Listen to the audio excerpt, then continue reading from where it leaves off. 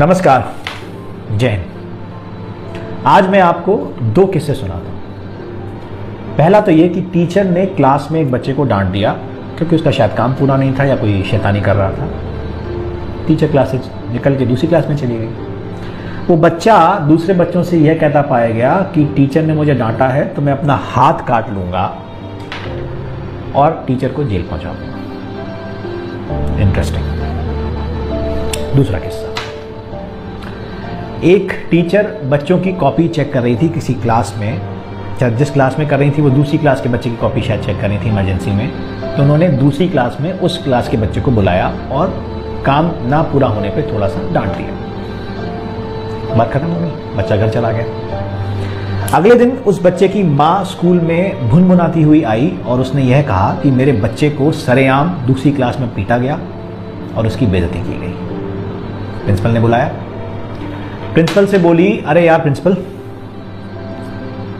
मेरे बेटे की सबके सामने बेइज्जती की गई है तो मैं भी टीचर की बेइज्जती करूंगी।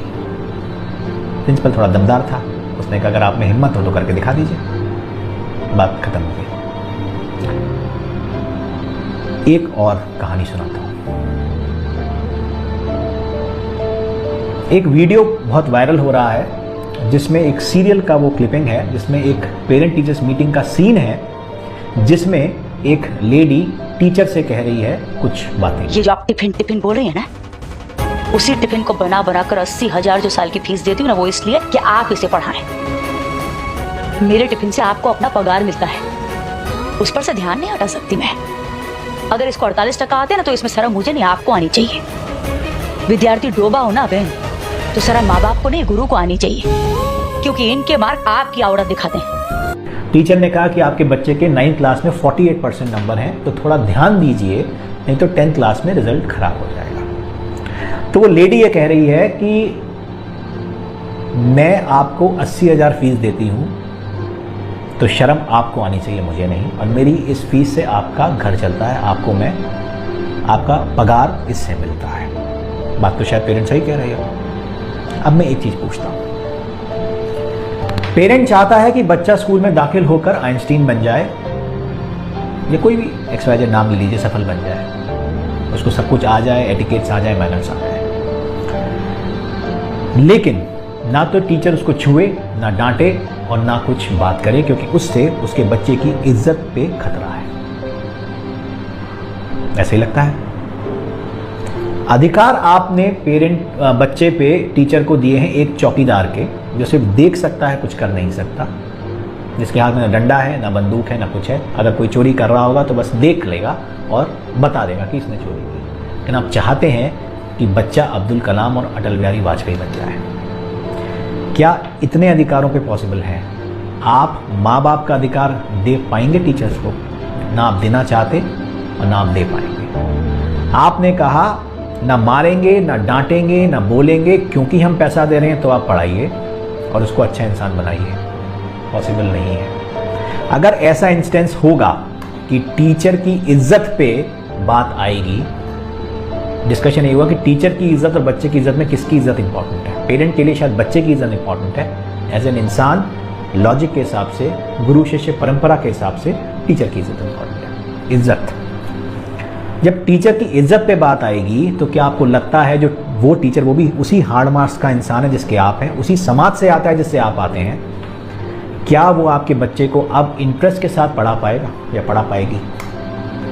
टीचर्स भी इंसान हैं, उनमें भी स्वाभिमान है, उनका भी आत्मसम्मान है। एक बात मैं सबको कहना चाहता हूँ, सबसे बड़ी सज़ा क्या होती है आपको पता है? ना मारना, ना पीटना।